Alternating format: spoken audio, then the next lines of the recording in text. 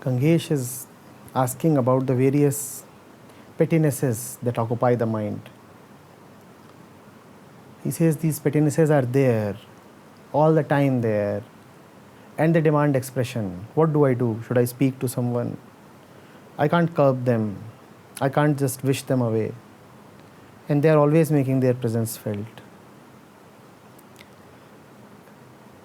Gangesh, why are you reporting selectively? If you must talk of all that which is seeking expression, why do you also not talk of the immense within you that is trying to get expression? Is it only your pettinesses that want to get expressed? Does the great inside you not want to get expressed? But you have not written a single word about that.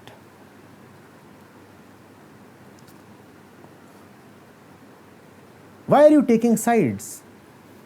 Why don't you let it be an impartial battle? And if you have to take sides, please take the right side. There is the petty within you that says, I want to dominate your life, that I want to be expressed, that I want to become your breath, your action. And there is the great within you, which is parallelly saying, I have a right to be expressed. Don't you feel the call of that great? It is impossible. Had you not felt the call of that great, you wouldn't have written to me. Had you wanted to remain petty, why would you expose your pettiness? There is so much within you that is beautiful, that is healthy. And that too wants to lead you, that too wants to take you places, that too wants to make you live an alternate life. Why don't you give that a chance? Why don't you?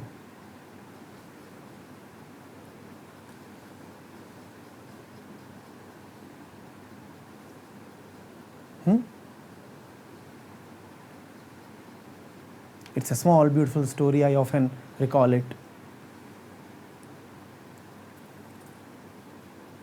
So the grandma is telling a story to the kid.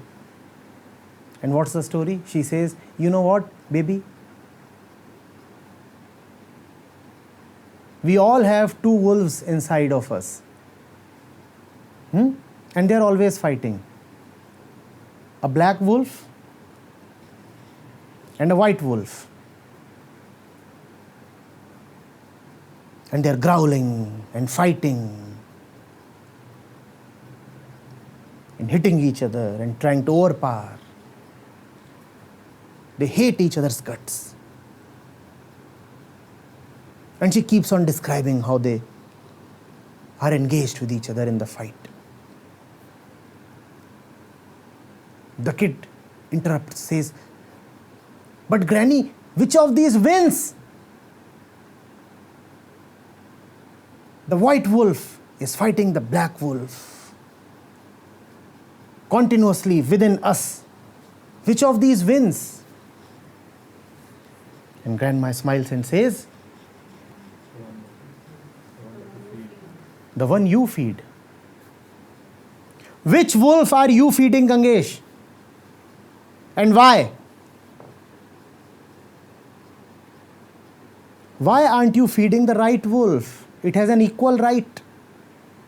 It is equally yours, probably much more yours than the wrong wolf. Both the wolves are within you. Feed the right one, please. And you know which one is the right one. Had you not known, I repeat, you wouldn't have asked this question to me. You had all the incentive to hide the question. You had all the incentive to never come to me. You had all the incentive to come up with a fake question. You aren't faking. You are opening up. If you're talking of pettiness, you are not okay with the pettiness. You want something to change. Now let your intention translate into action.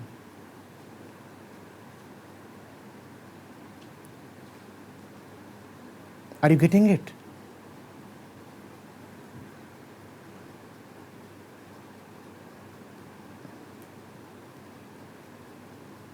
If there can be a motivation within you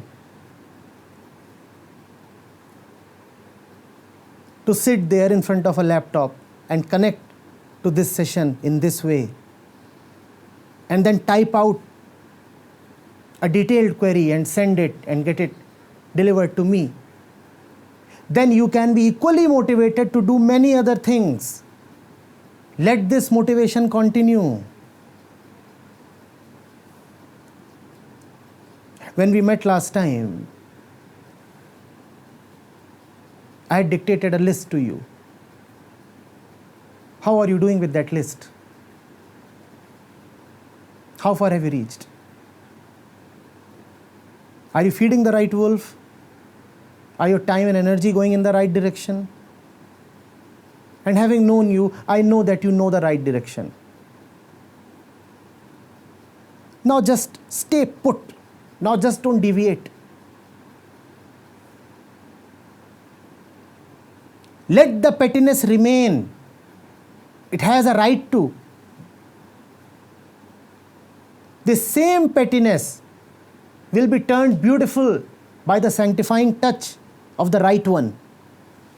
That which appears irritating and unnerving and life-destroying at this moment will show up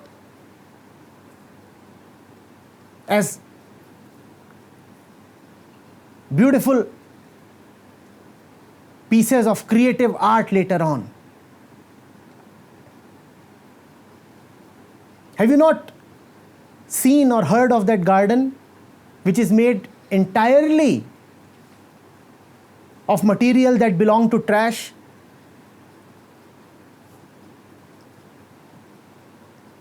All that which is trash in our life can become part of a garden when touched by the right one.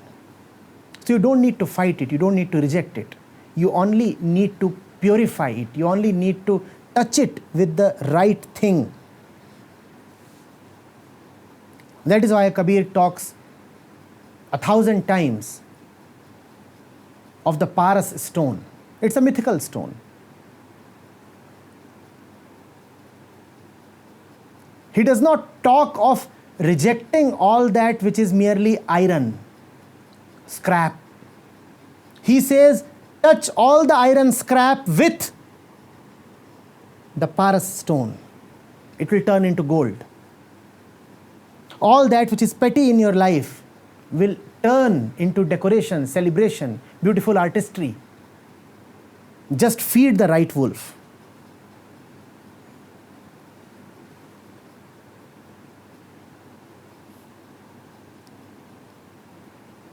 One day you will be proud of this pettiness.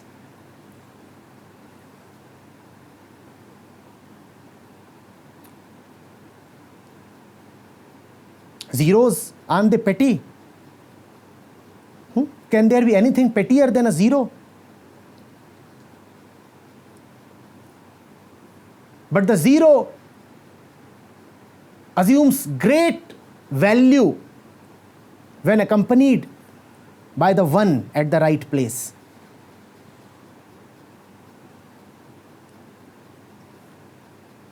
Take a series of zeros and just put a one at the head. And now you will know how the zeros lit up, get blessed with value.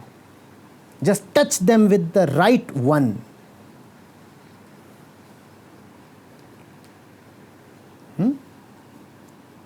Feed the right wolf. You know which one and how.